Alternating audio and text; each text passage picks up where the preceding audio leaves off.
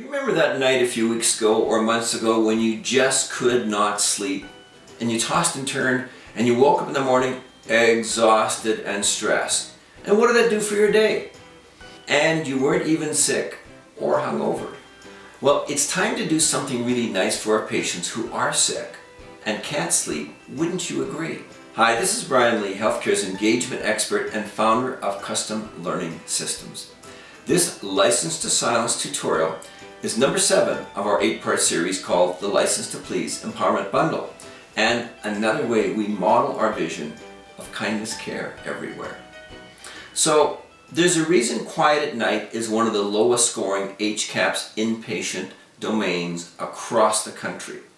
And it's not just quiet at night, it's about quiet in the afternoon and evening when patients need to rest and heal.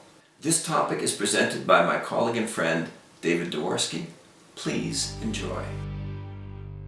Quiet and a license to silence. Question: what would it mean if you truly felt empowered and trusted to do whatever it takes to help create a quiet, restful, healing environment?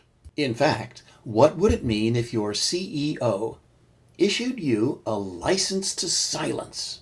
A license to silence, which means there's no blame for being a revolutionary for quiet in your hospital. We heard this story from a nurse friend of ours who said, we had a snowstorm one night and I had to stay over at the hospital. And I had no idea, she said, the amount of noise I heard in the course of an evening in a patient room, just me sleeping there, but all the extraneous noises I heard all through the night. No idea how noisy our hospital was until that experience.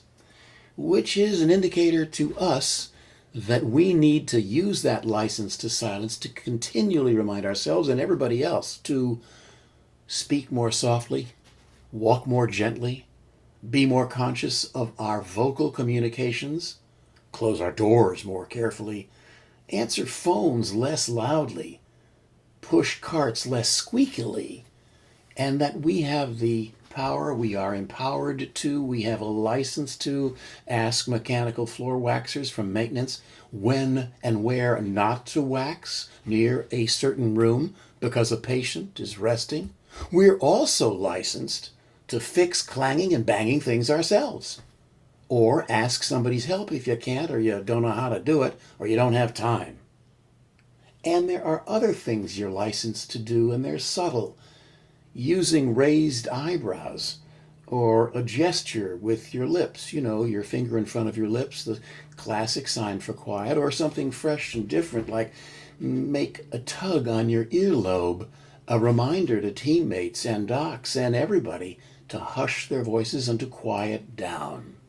So will you take responsibility to use the quiet ideas we've just suggested, and be creative and add your own, and use your good influence to get a colleague to join you in the quiet revolution? Come to think of it, do you really even need your CEO to license you? Quiet equals healing. People get well when there's quiet and restful time. So our do-it recommendations are these: that you activate your own license to silence, and you do it right away. That you recruit someone else, a comrade, a teammate, a friend, to join your own quiet revolution in your hospital. And that you serve as a role model for all colleagues to be quiet, and this includes docs.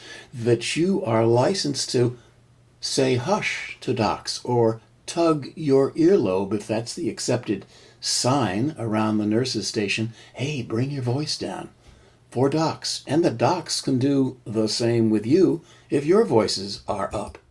Wasn't that helpful?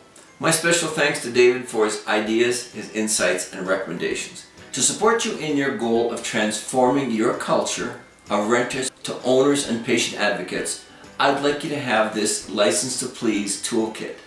In addition to a step-by-step guide to implement this module, it comes complete with a total of 7 more engagement tools that provide a step-by-step guidance to help you make this concept a reality. Yours, just for the asking, by checking on the link below. Our next tutorial on this channel is called freedom to clean. If you feel this video has created value for you, please like and subscribe to our learning channel and join our Kindness Care movement.